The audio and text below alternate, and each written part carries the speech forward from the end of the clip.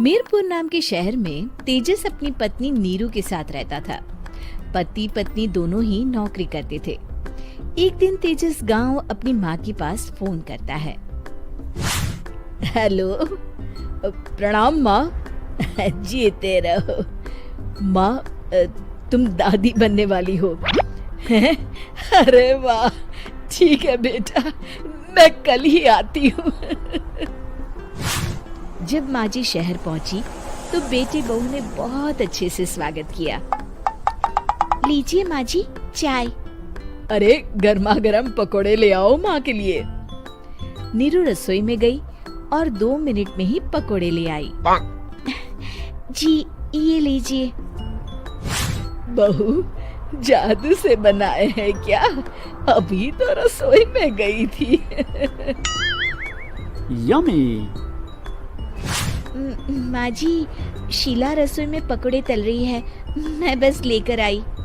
हे भगवान, मेरा धर्म भ्रष्ट कर दिया तूने। अब तो गंगा जल से शुद्धिकरण करना होगा। दूसरे दिन, माँ जी मैंने नाश्ता बना दिया है, ऑफिस जा रही हूँ। पर अभी तो घर का सारा काम पड़ा है।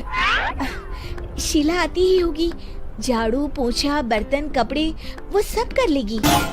हमारे जमाने में घर का सारा काम हम ही करते थे। जी माँ जी, आप बहुत होशियार हैं, मैं घर ऑफिस दोनों नहीं संभाल पाती। तो जरूरत क्या है घर से बाहर जाकर चाकरी करने की? वैसे भी घर का काम खुद करने से घर में बरकत आती है, समझी? पर माँ जी। पर वर कुछ नहीं, इस महीने की पगार मिले फिर ऑफिस बंद। हाँ। रात को नीरू तेजस से कहती है, सुनिए जी, माँ जी बोल रही थी कि मैं नौकरी छोड़ दूं।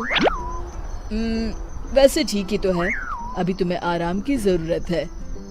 फिर भी आराम कहाँ, शीला को छुड़ाने के लिए बोल रही थी।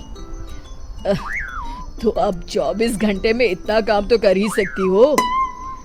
पर जॉब पसंद है मुझे, घर पर मन नहीं लगेगा। अगले दिन जब दोनों ऑफिस के लिए निकल रहे थे, मेरी तो कोई कीमत ही नहीं है इस घर में। माँ जी, आजकल महंगाई बहुत है, रहन सहन भी बदल गया है, दोनों नौकरी करते हैं तभी ठीक रहता है। अच्छा, तू कहना क्या चाहती है?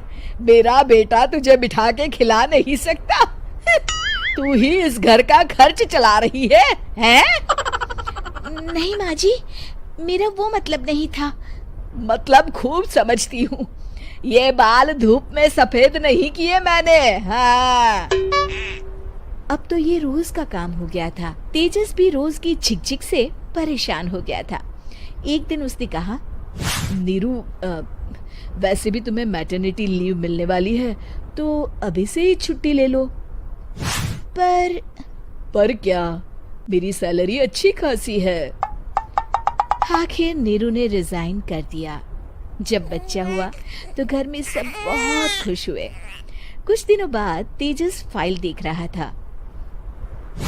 क्या हुआ तेजस, कुछ परेशान लग रहे हो? हाँ, वो हमारी जितनी सेविंग्स थी वो तो हॉस्पिटल में और छठी के फंक्शन में खत्म हो गई है नीरू। और अभी वैसे मंदी चल रही है तो मैं बोल रही थी कल मुन्ना को हेपेटाइटिस का टीका लगवाना है। नीरू, क्या पोस्टपोन नहीं कर सकते? नहीं जी, बिल्कुल नहीं।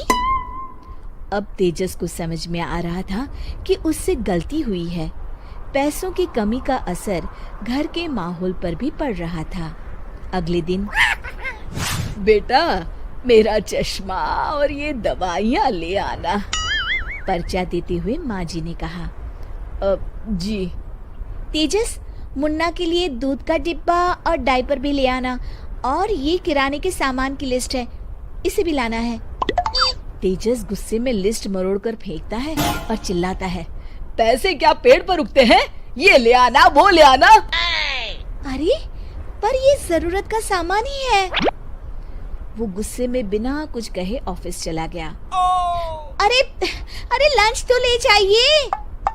नीरू दौड़कर डिब्बा पकड़ाती है। एक दिन खाना खाने के बाद, नीरू,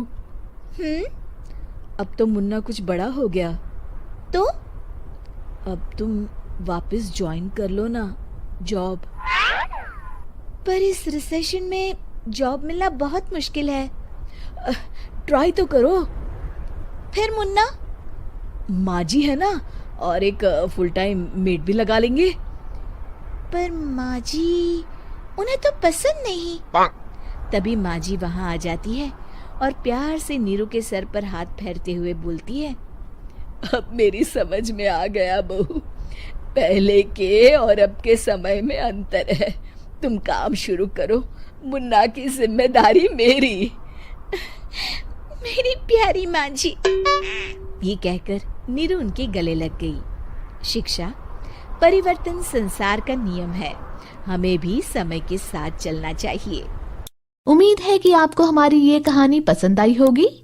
कृपया हमारे चैनल को सब्सक्राइब करें और सभी अपडेट्स के लिए बेल आइकन जरूर क्लिक करें। और हाँ, वीडियो लाइक और शेयर करना मत भूलिएगा।